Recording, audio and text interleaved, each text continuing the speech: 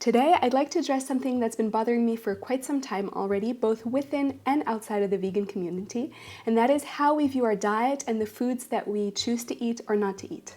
And I've had friends, relatives, and definitely clients use words like clean eating or cheat meals or even cheat days more times than I can count, or perhaps even tell me about how bad they've been for indulging in all these foods over the weekend that they felt like they shouldn't have eaten, or how good they've been for resisting alcoholic drinks or desserts. And this way of thinking about food is very problematic in my opinion for several reasons. So in today's video, I want to address how our diet mentality can affect the foods that we choose to eat, our ability to reach our health goals, and our mental health, and discuss a way of viewing foods that is perhaps more beneficial. So let's first define what clean eating is, just so that we all start on the same page. And this is not going to take very long because it's not actually a properly defined term. It's very vague and it's not based on science, but it's usually a term used to refer to a person's ability to cut out processed and ultra-processed foods from their diet, or things like added sugars, added fats, salt, alcohol, or any other things that we tend to demonize when it comes to nutrition in our dieting culture. Now, you may wonder what the problem is, right? Because this sounds like just a way of eating that promotes making more nutrient-rich choices, and it should only promote health, right? But referring to your diet as clean or viewing other people's diets in this way can lead to several issues. And the first is that viewing certain foods as good or bad, or using terms like cheat day or cheat meal, automatically puts people in a dieting mentality. And when you have a dieting mentality and there are foods that you're trying to strongly avoid eating, you try to not think about them. That only serves to make you want them more usually. And this can create a vicious binging and purging cycle that is very difficult to get out of. Back in university, one of my psychology professors mentioned this experiment in which they got people to think about whatever they wanted for a certain amount of time, as long as that did not include a pink elephant. Right? So let's give this a try, shall we? For the next 10 seconds, you're allowed to think of whatever you want, as long as no pink elephant pops into your mind. Ready, set, go. I'll count.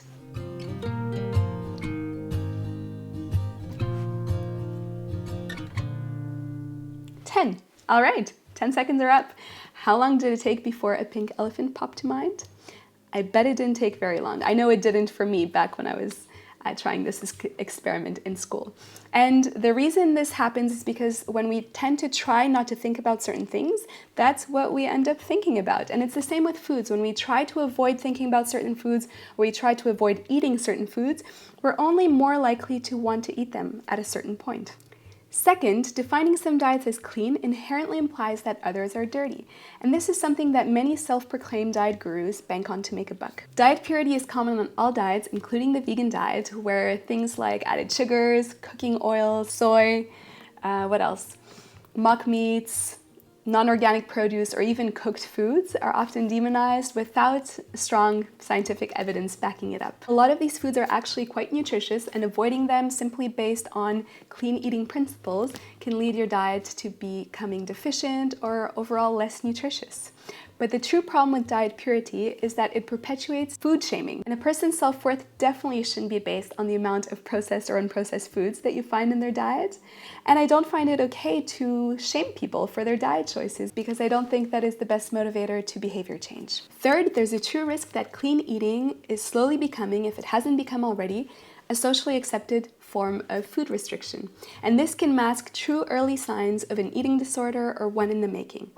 And I've already addressed how having a black or white, good or bad mentality to foods can perpetuate a vicious binging and purging cycle. But even if it doesn't lead to this, there's a risk that having this clean eating mentality may lead to a different type of disorder known as orthorexia. Unlike other eating disorders that purely focus on restricting the quantity of food, orthorexia focuses on the quality of foods. So people with orthorexia tend to obsess about the benefits of healthy eating, and they have an extreme fixation with the purity of foods, to the point that it negatively impacts their day-to-day life. A few years back, I was commissioned to write an in-depth article about orthorexia, and I'll link it down below if you want to learn more about what causes it, how to recognize it, and how to overcome it. Just to be clear, not everyone who tries clean eating is bound to develop orthorexia or an eating disorder. Some people may be absolutely able to improve their nutrition choices without stressing over having dessert or other nutrient-poor yet totally delicious foods from time to time.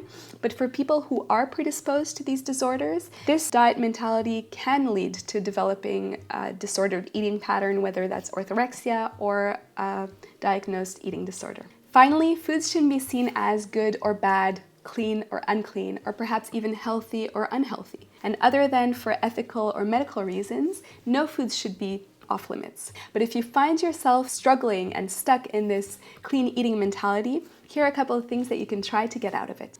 First, stop referring to foods as good or bad, clean or dirty. There's no such thing as dirty food unless it's, say, a sandwich that you dropped on the ground and it actually becomes physically dirty. Second, avoid strict diet rules. There's nothing wrong with wanting to improve your eating patterns, but this can be done without following dogmatic diet rules based on fear of weight gain or becoming unhealthy. And in the grand scheme of things, eating small amounts of those foods that are considered forbidden is unlikely to impact your general overall health. Third, find a different measure of worth. So stop measuring your or other people's worth based on their diet choices. And fourth, practice eating mindfully.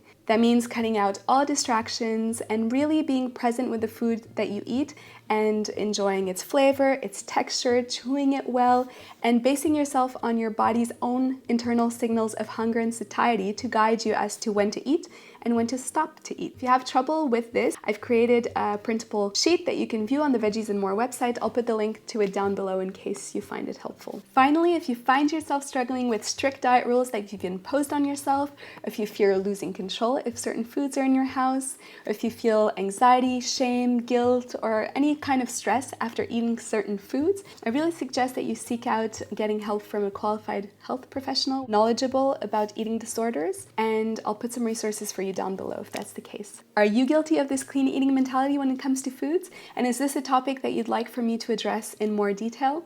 If so, let me know in the comments below. And with that said, that's it for today. Until next time, ciao ciao!